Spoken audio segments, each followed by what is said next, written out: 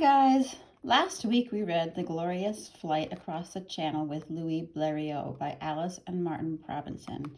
We also talked about how it won the Caldecott Award as a very special book. We're going to reread it today, and as we're reading, I want you to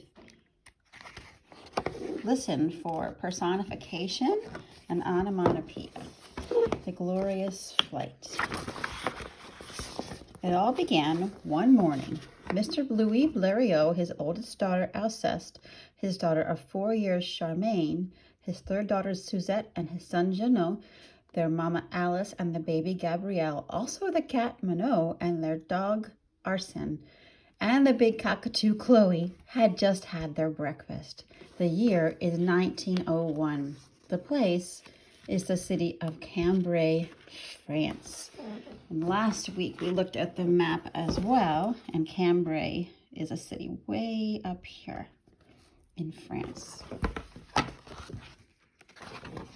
It's a beautiful day. The sun is shining. Papa Blériot and all his family, except Minot the cat and Chloe the cockatoo, are going for a ride in their shiny new car. And if you look at the license plate, you'll see that it says 1901 on the license plate, which is also the year that this was taking place. As they roll up the street, they hear far above in the sky a strange sound. Clackada, clackada, clackada. Hark, says Papa Blériot. He does not look where he is going. Just ahead on the narrow street is the wagon of Alphonse Jouvet full of pumpkins. Also his son César, and many cabbages. Crump goes the car. Into the cart of Alphonse Jouvet. The strange sound from the air is forgotten. Papa Blériot was driving very slowly, but even so, the cart is on its side. Pumpkins all over. No one is hurt, but there are bruised cabbages and angry faces. Fists are raised. The policeman, Archil Duval, poises his pencil when... Clackada, clackada, clackada, clackada. Out of the clouds right over their heads soars a great white airship, and a man is sitting in a basket, driving it through the air. What a wonderful sight. It is the first airship seen over the city of Cambrai. Papa Blériot invites everyone to the cafe. They toast the valiant aeronaut and each other, and César, the brave Jouvet boy, and the pumpkins. Everyone is happy. Everyone but Louis Blériot. Now he only has one wish. He says to his family, I too will build a flying machine, a great white bird. We will work hard. We will all fly through the air like swallows. So here is Blériot the First. No one is swell enough to sit in it but Minot, and she will not. It has a little motor to make the wings flap. Alas, it flaps like a chicken. Never mind. This is more like it. Here is Blériot the Second, a glider, big enough to hold a man. Papa has not yet learned to pilot, so Gabriel Voisin, his good friend, will fly. A motorboat will tow it into the air, as the glider has no motor. All is in readiness. Gabriel gives the signal. Away roars the motorboat. Like a swan, the beautiful glider rises into the air and shoots down into the river with a splash that frightens the fishes. Gabriel Voisin is wet, but not hurt. We almost flew, he says. Papa has decided to learn to fly himself. Blériot III has a fine motor and propeller, but it will not take off from the water. So Papa gives 2 motors and 2 propellers to make Blériot IV. Blériot IV goes in beautiful circles. Papa is learning. Blériot V hops over the ground like a rabbit. Papa's getting lots of practice. But Blériot the sixth, it sails across a whole field before it hits a rock. Not so bad.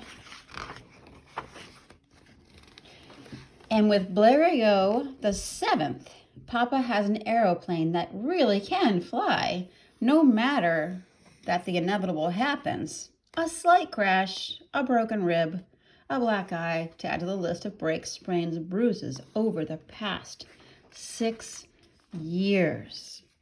So we would say that Louis Blériot has a lot of perseverance and he doesn't want to give up. Now Papa is a real flyer and the Blériot is a real aeroplane. How proud Alceste, Charmaine, Suzette, Jeannot, Gabrielle, and Mama are. Only one thing remains, to prove how good the airplane is, to show the world what it can do. As if to light the spark, a great prize is offered to the first man to fly across the English Channel.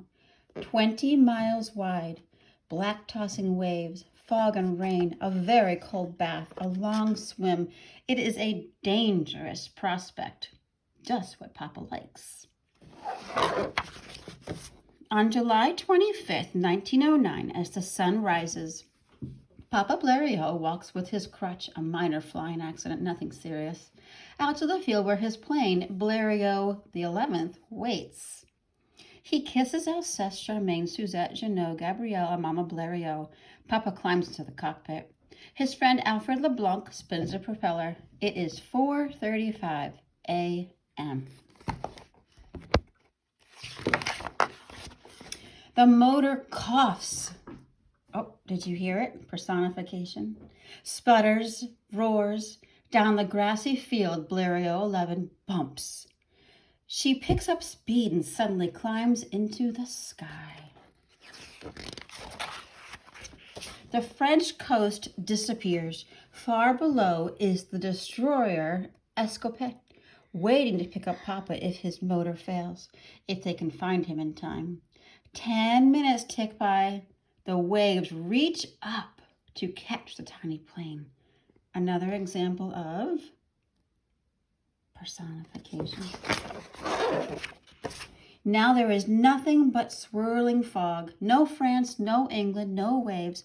Papa is alone, lost. He sits motionless, not touching the steering lever, and lets the plane go where it will. Suddenly, the white cliffs of Dover flash beneath him. A wonderful moment. 36 minutes after taking off from France, Papa is over England. I think we can see why it's called the White Cliffs of Dover. They look pretty white.